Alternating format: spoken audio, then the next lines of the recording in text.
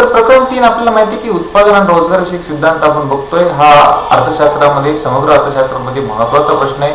व्यक्ती आणि राष्ट्राच्या दृष्टीने महत्वाचा प्रश्न असतो रोजगाराचा आणि त्याचा अभ्यास यामध्ये केला जातो. या दोन मुख्य प्रवाह आहे रोजगार विषयक सिद्धांतामध्ये. सनातन रोजगार सिद्धांत जो ॲडम स्मिथ, जे.बी. से, मार्शल, पिगू, रॉबर्टसन, फिशर इत्यादींनी मांडलेला आहे. सनातन सिद्धांत यावरती टीका करून केन्स यांनी 1936 मध्ये आपला स्वतंत्र रोजगार सिद्धांत हा मांडलेला आहे. तर त्यामध्ये आपण बघतोय की केन्स यांचा रोजगार सिद्धांत, त्याची पार्श्वभूमी अशी आहे की 1930 पर्यंत रोजगाराचा सनातन सिद्धांत अधिक लोकप्रिय व उपयुक्त होता. परंतु 1929-30 ची जी जागतिक महामंदी अनुभवास आली त्यामध्ये हा सिद्धांत टिकू शकलेला नाही, की अर्थव्यवस्थेमध्ये मोठ्या प्रमाणामध्ये बेरोजगारी निर्माण झाली आणि त्यामुळे ही निर्माण होणारी बेरोजगारी मंदी का उद्भवते आणि त्यासाठी कुठल्या उपाययोजना कराव्यात, अतिरिक्त साठे उत्पादनाचे का निर्माण झाले, याचे उत्तर सनातन सिद्धांताला देता आलेले नाही. त्यामुळे या प्रश्नांची उत्तरे शोधण्याच्या प्रयत्नांतून केन्सपर्यंत रोजगाराचा आर्थिक विश्लेषणाचा उदय झाला. जे.एम. केन्स यांनी 1936 मध्ये General Theory of Employment, Interest and Money या त्यांच्या पुस्तकामध्ये सनातन सिद्धांतावरती टीका केली आहे. तसा आपला स्वतंत्र सिद्धांत मांडलेला आहे. केन्स यांनी त्यांच्या सिद्धांतामध्ये उपभोग फलन, गुंतवणूक फलन, भांडवलाची सीमांत लाभ क्षमता आणि प्रबळ मागणी यासारख्या नवीन आर्थिक संकल्पनांचा उपयोग केलेला आहे आणि आपला सिद्धांत स्पष्ट केलेला आहे. मग अर्थव्यवस्थेचा समतोल कसा होतो, रोजगाराची पातळी कशी निश्चित होते, बेरोजगारी का निर्माण होते आणि ती कशी दूर करता येईल इत्यादी प्रश्नांचा अभ्यास त्यांनी त्यांच्या सिद्धांतामध्ये केलेला आहे.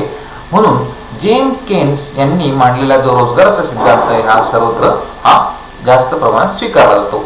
मग केन्स यांनी सिद्धांत मांडताना काही गृहीते स्वीकारलेली होती. त्यासाठी विश्लेषणासाठी त्यांनी अल्पकाळ गृहीत धरलेला आहे. केन्स यांच्या मते दीर्घकाळ हा फार मोठा कालावधी असतो आणि दीर्घकाळामध्ये आपण सर्व मृत असतो. In long run we all are died. त्यामुळे अल्पकाळात निर्माण होणाऱ्या समस्या आणि अल्पकाळातील संतुलन महत्वाचं आहे. त्यामुळे विश्लेषणासाठी त्यांनी अल्पकाळ गृहीत धरलेला आहे. मौद्रिक अर्थव्यवस्थेचं गृहीत केन्स यांनी मांडलेलं आहे की केन्सच्या मते पैसा किंवा मुद्रा ही स्वतंत्र वस्तू असून आर्थिक व्यवहारात ती महत्वाची भूमिका बजावते. त्यांनी पैशाचे मूल्य संग्रहण या कार्याविषयी भर दिलेला आहे. त्यामुळे मौद्रिक अर्थशास्त्राचा उदय इथे झालेला आहे. जे सनातन अर्थतज्ञांनी पैशाचे केवळ विनिमयाचे कार्य लक्षात घेतले होते. पूर्ण स्पर्धा, केन्स यांनी त्यांच्या सिद्धांतात सुद्धा पूर्ण स्पर्धा परिस्थिती गृहीत धरलेली आहे, जिथे असंख्य ग्राहक, असंख्य विक्रेते, एकजिन्सी वस्तू, एकच किंमत आणि वाहतूक खर्चाचा अभाव असतो. विक्रेते आणि ग्राहकांना संपूर्ण किमतीविषयी, बाजाराविषयी ज्ञान असते, त्याला आपण पूर्ण स्पर्धा म्हणतो. ही पूर्ण स्पर्धा गृहीत धरलेली आहे. त्यानंतर केन्सने भांडवलशाही अर्थव्यवस्थेच्या बाबतीमध्ये हा सिद्धांत मांडलाय की केन्स यांनी आपल्या रोजगार सिद्धांतासाठी भांडवलशाही अर्थव्यवस्था ही गृहीत धरून मांडणी केलेली आहे. त्यांनी साम्यवादी किंवा मिश्र अर्थव्यवस्थेचा विचार केलेला नाही हे आपण सांगू शकतो. घटत्या प्रतिफलाचा नियम त्यांनी गृहीत धरलेला आहे की केन्स यांनी आपल्या विश्लेषणात घटत्या प्रतिफलाचा नियम गृहीत धरलेला आहे हे आपण इथे सांगू शकतो की ठराविक प्रमाणामध्ये एक घटक कायम ठेवून त्यानंतर जर आपण काही प्रमाणामध्ये घटक वाढत गेलो तर सुरुवातीला उत्पादन वाढते, नंतर ते घटते. त्यानंतर बंदिस्त अर्थव्यवस्था ही त्यांनी गृहीत धरलेली आहे. केन्स यांच्या मते ज्या अर्थव्यवस्थेत परदेशातून कुठल्याही प्रकारची आयात निर्यात केली जात नाही त्या अर्थव्यवस्थेच्या संदर्भात, म्हणजे बंदिस्त अर्थव्यवस्थेच्या संदर्भात त्यांनी हा नियम मांडलेला आहे, हा सिद्धांत मांडलेला आहे. समग्र दृष्टिकोन, संपूर्ण समाज किंवा देश एक मानव त्याचे एकूण उत्पन्न, एकूण उपभोग, एकूण उत्पादन, एकूण रोजगार, एकूण बचत, एकूण गुंतवणूक यासारख्या समुच्चयात्मक संकल्पनांचा वापर सिद्धांतात त्यांनी केलेला आहे. त्यामुळे हा समग्र दृष्टिकोन त्यांनी गृहीत धरलेला आहे. हे केन्सच्या सिद्धांताचं महत्वाचं गृहीत आहे. तर केन्स यांच्या सिद्धांताची मांडणी आपण आता बघूया की केन्स यांच्या मते देशाचे उत्पन्न, उत्पादन व रोजगार या पातळीमध्ये एका दिशेने बदल होत असतो. हे तिन्ही घटक समदिशेने बदलतात. केन्सच्या मते रोजगाराची पातळी समाजातील प्रभावी मागणीवर अवलंबून असते. अर्थव्यवस्थेमध्ये प्रभावी मागणीची कमतरता असेल तर त्यातून बेकारीची समस्या उद्भवते. त्यामुळे बेरोजगारी दूर करण्यासाठी प्रभावी मागणीत वाढ केली पाहिजे हे उत्तर त्यांनी शोधलेलं आहे. जे सनातन सिद्धांताला शोधता आलं होतं की अर्थव्यवस्थेमध्ये बेकारी का निर्माण होते आणि त्यासाठी काय करायला पाहिजे. तर प्रभावी मागणी जितकी अधिक राहील तितका रोजगार अधिक राहतो. यावर प्रभावी मागणी जितकी कमी राहील तितका रोजगार कमी असतो. प्रभावी मागणी ही समाजाचा उपभोग खर्च आणि गुंतवणूक खर्चावर अवलंबून असते असं केन्स यांनी त्यांच्या सिद्धांतामध्ये मांडणी केली आहे. रोजगारविषयक सिद्धांताची मांडणी करताना केन्स यांनी जी गृहीत परिस्थिती घेतलेली आहे ती लक्षात घेणे आवश्यक आहे आणि त्यातून आपल्याला सिद्धांताचे स्पष्टीकरण अधिक सुलभतेने करता येते जे आपण लक्षात घेतलेले आहे. प्रभावी मागणी सामान्यतः प्रभावी मागणी आपण अर्थ बघताना असं म्हणतो की मागणी म्हणजे फक्त इच्छा, पण कोणतीही मागणी ही प्रभावी मागणी असू शकत नाही. मागणीच पैशाचे पाठबळ व पैसा खर्च करण्याची तयारी असते त्याला आपण अर्थशास्त्रामध्ये मागणी म्हणतो. त्यामुळे सामान्य मागणी ही प्रभावी मागणी तेव्हा ठरते जेव्हा व्यक्ती आपले उत्पन्न उपभोग्य व भांडवली वस्तूंच्या खरेदीसाठी प्रत्यक्ष खर्च करतात. ही प्रभावी मागणी त्यांना अपेक्षित होती. जी एकूण मागणी एकूण पुरवठ्याबरोबर असते ती स्थिती म्हणजे प्रभावी मागणी होय. तसेच प्रभावी मागणी म्हणजे रोजगाराच्या भिन्न पातळीला अर्थव्यवस्थेतील उपभोग्य व भांडवली वस्तूंसाठी असणारी मागणी म्हणजे प्रभावी मागणी होय असं केन्स यांनी सांगितलेलं आहे.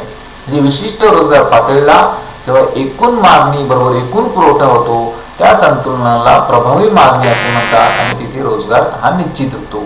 मग एकूण मागणी त्यांनी ही संकल्पना त्यांच्या सिद्धांतामध्ये मांडलेली आहे की केन्सच्या मते एकूण मागणी म्हणजे उपभोग्य वस्तूंची एकूण मागणी अधिक भांडवली वस्तूंची मागणी आणि ही मागणी रोजगाराच्या भिन्न पातळीला दर्शवली असते. उत्पादक हा उत्पादन घटकांना कामाला लावून जे उत्पादन करतो ते बाजारात विक्रीसाठी आणतो आणि त्या विक्रीतून मिळणारे अपेक्षित प्राप्ती किंवा उत्पन्न म्हणजेच त्याला त्याने एकूण मागणी असे म्हटलेलं आहे. अशा प्रकारे विविध उद्योगांमध्ये असलेली श्रमिकांनी केलेली उत्पादन विकून जी विक्री किंमत मिळण्याची अपेक्षा असते त्याला एकूण मागणी किंमत असे म्हटलेले. म्हणून विक्री किंमत मिळण्याची जी अपेक्षा आहे त्याला एकूण मागणी असे म्हटले. जी रोजगाराच्या भिन्न भिन्न पातळीला असते ती एकूण मागणी आपण ही तक्त्याद्वारे किंवा मागणी फलनाद्वारे सुद्धा मांडू शकतो. मग एकूण मागणी ही एकूण मागणी रोजगार पातळीवर अवलंबून असते. रोजगार पातळी जास्त तर ही एकूण मागणी जास्त, रोजगार पातळी कमी असेल तर एकूण मागणी कमी असते. कारण की व्यक्तीची मागणी किंवा उपभोग हा त्याच्या उत्पन्नावर असतो आणि उत्पन्न रोजगारावर. मग एकूण मागणी aggregate demand is function of N असे हे ते फलनाचं सूत्र दिलेलं आहे. मग एन म्हणजे एकूण श्रमिकांची संख्या, तर ए डी म्हणजे एकूण अपेक्षित प्राप्ती किंवा एकूण मागणी आणि हे फलन आहे एकूण श्रमिकांच्या संख्या म्हणजे एकूण अपेक्षित मागणी जी आहे ती जी आहे एकूण श्रमिकांच्या संख्येवरती किंवा रोजगारावर अवलंबून आहे हे या फलनामध्ये सांगितलेले आहे. हीच गोष्ट आपण मागणी फलन तक्त्याद्वारे बघू शकतो की रोजगाराच्या विविध पातळीला केलेली मागणी म्हणजे एकूण मागणी. म्हणजे जेव्हा अर्थव्यवस्थेमध्ये 100 इतकी रोजगाराची मागणी आहे तेव्हा आपण बघू शकतो की ते 100 इतकी मागणी आहे तेव्हा 10 लाख रोजगार पातळी निर्माण होते.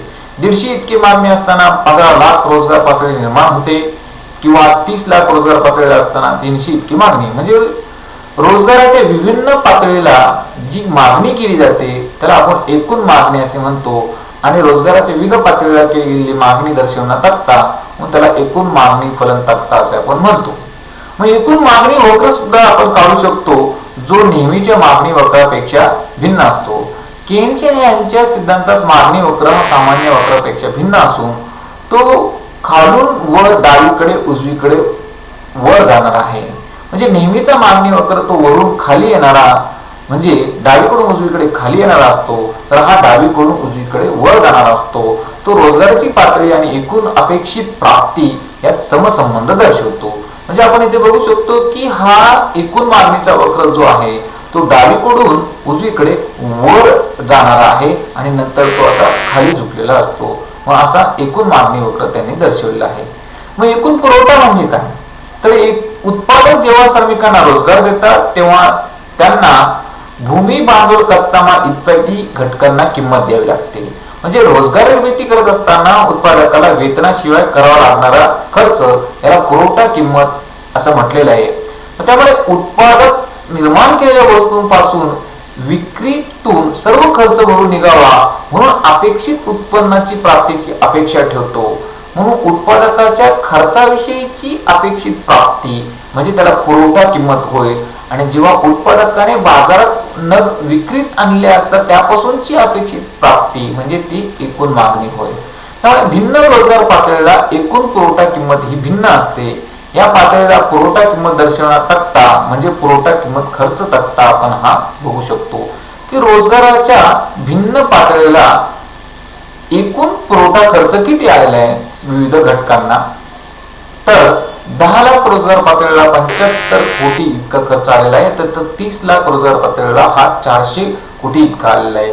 म्हणजे रोजगाराच्या भिन्न पातळीला एकूण जो पुरवठा खर्च आहे ते एकूण पुरवठा किंमत आहे ती दर्शवणारा तक्ता म्हणजे एकूण पुरवठा फलन तक्ता होय. ही गोष्ट आपण आकृतीद्वारे दाखवू शकतो की जो पुरवठा वक्र जो असतो हा नेहमीच्या पुरवठा वक्रासारखाच असून तो खालून वर जाणारा म्हणजे डावीकडून उजवीकडे वर जाणारा असतो. त्या एस म्हणजे एकूण पुरवठा वक्र असे म्हटले. मग एकूण पुरवठा वक्र जो आहे हा आपण वरील तक्त्याच्या आधारे जर काढला तर तेव्हा आपण बघू शकतो की तो धनात्मक आहे. जशी रोजगार पातळी वाढते पुरवठा समान असतात ती रोजगार पातळीला अर्थव्यवस्थेमध्ये संतुलन अवस्था येते आणि रोजगार पातळी निश्चित होते असं केन्स यांनी सिद्धांतात सांगितले. थोडक्यात प्रभावी मागणी पातळीला अर्थव्यवस्थेमध्ये रोजगाराची पातळी निश्चित होते. ज्या रोजगार पातळीला अर्थव्यवस्था संतुलित झाली असते ती पूर्ण रोजगार पातळी असतेच असे नाही. तर प्रभावी मागणी बिंदू नेहमी पूर्ण रोजगार पातळी दर्शवत नाही तर तो अपूर्ण रोजगार पातळी सुद्धा दर्शवतो किंवा अपूर्ण रोजगार पातळीला सुद्धा एकूण मागणी आणि एकूण पुरवठ्यामध्ये संतुलन होते.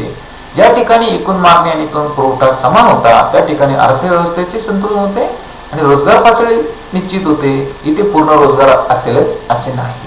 तर अपूर्ण रोजगार पातळीला सुद्धा संतुलन प्रस्थापित होऊ शकते. त्यामुळे एकूण मागणीत होणाऱ्या वाढीबरोबर पुरवठा वाढत गेला तर याचा संतुलन बिंदू उजवीकडे सरकतो म्हणून रोजगार हा नवीन निर्माण होत असतो. मग अर्थव्यवस्थेचे संतुलन आपण हे कोष्टकाद्वारे बघू शकतो की रोजगार पातळी जी आपण एकूण मागणी आणि एकूण पुरवठा तक्त्यामध्ये बघितलेली आहे 10 लाख, 15 लाख, 20 लाख, 25 लाख आणि 30 लाख लाखामध्ये रोजगार पातळी आहे. एकूण पुरवठा खर्च जो कोटीमध्ये दर्शवला आहे 75 कोटी, 100 कोटी, 200, 300 आणि 400 कोटी आणि एकूण मागणी सुरुवातीला जी असते 100, 150, 200, 250 आणि 300 कोटी.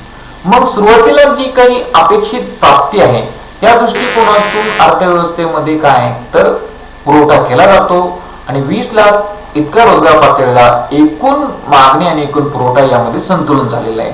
नंतर पुन्हा समाजाची जी काही एकूण मागणी वाढली तर त्यानुसार त्यात वाढ घडून आली तर संतुलन पातळी बदलते आणि 300 इतक्या रोजगार पातळीला 400 इतका एकूण पुरवठा खर्च आहे आणि एकूण नवीन एकूण मागणी आहे.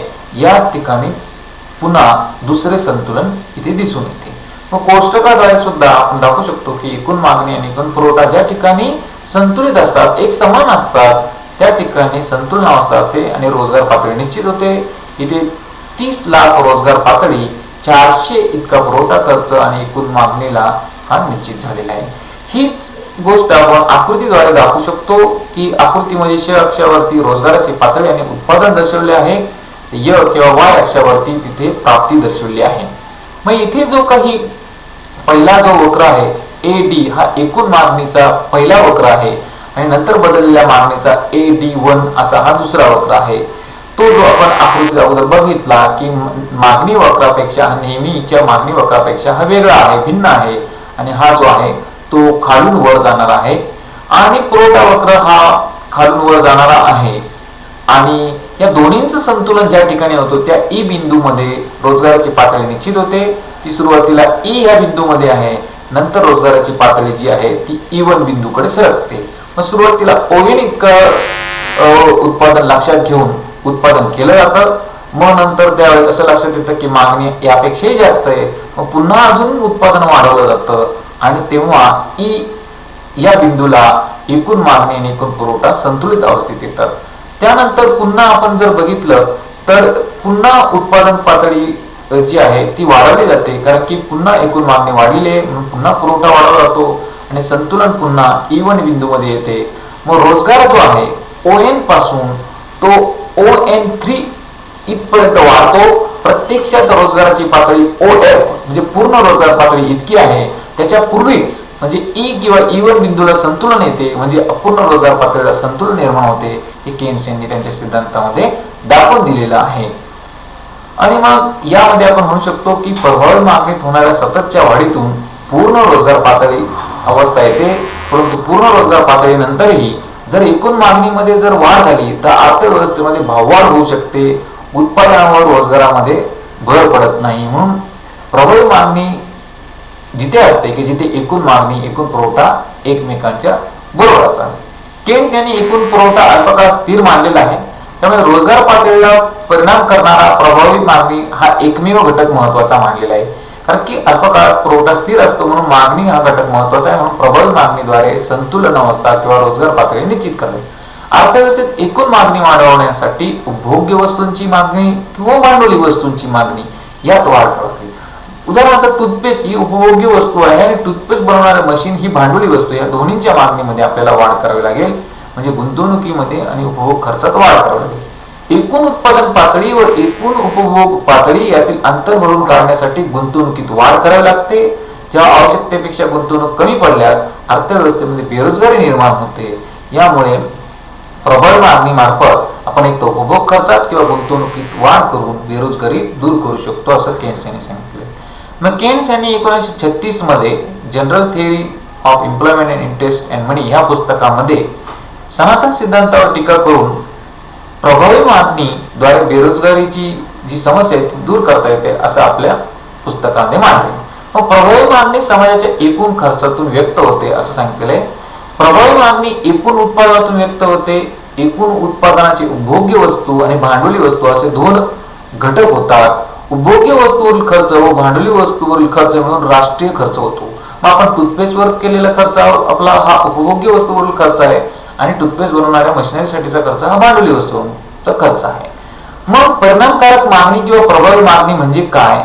एकूण उत्पादनाचे मूल्य बरोबर एकूण राष्ट्रीय उत्पन्न बरोबर एकूण राष्ट्रीय खर्च असतो. मग उपभोग्य वस्तूवर खर्च जो करतो आपण तो सी, भांडवली वस्तूवर जो खर्च करतो तो म्हणजे आय, सी बरोबर आय. म्हणजेच या उपभोग्य वस्तूंचा खर्च म्हणजे सी आणि गुंतवणुकीवरला खर्च म्हणजे आय, या दोन्हीमध्ये वाढ करून आपण प्रभावी मागणी ही वाढवू शकतो. तर भांडवलशाही अर्थव्यवस्थेत सरकारचा खर्च हा सुद्धा तिसरा महत्वाचा घटक जो आहे तो त्यामध्ये त्यांनी नंतर हा त्यामध्ये समाविष्ट केले. म्हणून केन्स या मते प्रभावी मागणी म्हणजे काय तर सी अधिक आय अधिक जी, म्हणजे खाजगी उपभोग खर्च अधिक गुंतवणूक खर्च अधिक सरकारचा खर्च. जर उपभोग खर्चामध्ये वाढ शक्य नसेल तर खाजगी गुंतवणूक खर्च किंवा सरकारचा खर्च हा वाढून आपण प्रभावी मागणी वाढवू शकतो. आणि सरकारचा हस्तक्षेप प्रभावी मागणी ठरवण्यासाठी बेरोजगारी दूर करण्यासाठी महत्वाचा आहे असं केन्स यांनी मांडलेलं आहे. मग थोडक्यात केन्स यांच्या सिद्धांतामध्ये आपण काय शिकलो तर केन्स यांनी सनातन सिद्धांतावर टीका करून बेरोजगारी दूर करण्याचं कारण प्रभावी मागणी आहे आणि प्रभावी मागणीची कमतरता दूर करून प्रभावी मागणीत वाढ करून आपण बेरोजगारी दूर करू शकतो. आणि प्रभावी मागणी म्हणजे उपभोग खर्च गुंतवणूक खर्च अधिक सरकारी खर्च असे तीन प्रकारे सी प्लस आय प्लस जी मिळून होतो असं सांगू शकतो. मग प्रभावी मागणी पातळीत अर्थव्यवस्थेला रोजगार पातळी निश्चित करता येते. ज्या रोजगार पातळीला अर्थव्यवस्था संतुलित झाली असते ती पूर्ण रोजगार पातळी असतेच असे नाही, तर अपूर्ण रोजगार पातळीला सुद्धा संतुलन होते. अपूर्ण रोजगार पातळीला संतुलन होत असते असं केन्स यांनी सांगितलेलं आहे. तर ह्या भागासाठी आपण निताम आणि स्थूल अर्थशास्त्र प्रशांत पब्लिकेशन हे पुस्तक वाचू शकता किंवा रसाळ आरजी, SP अडाव, कापडी, घोटेकर व्यावसायिक अर्थशास्त्र स्थूल भाग 3 प्रशांत पब्लिकेशन जळगाव हे पुस्तक वाचू शकता किंवा काही इंग्रजी पुस्तके येथे संदर्भासाठी दिलेले आहे. तर यांचा तुम्ही आवर्जून वापर करावा असे मी इथे प्रतिपादित करतो. यावरती प्रश्न कुठला विचारला जातो तर असाइनमेंट साठी प्रश्न आहे की केन्स यांचा रोजगार विषयक सिद्धांत सविस्तर स्पष्ट करा असा 15 ते 20 गुणांचा प्रश्न हा तुम्हाला परीक्षेमध्ये नेहमी विचारला जातो आणि हा इथे हा भाग आपला संपलेला आहे. तर यानंतर प्रकरण 3 मधील शेवटचं 5वं जे आपलं लेक्चर राहणार आहे व्याख्यान राहणार आहे त्यामध्ये आपण बघणार आहोत की इतर अर्थ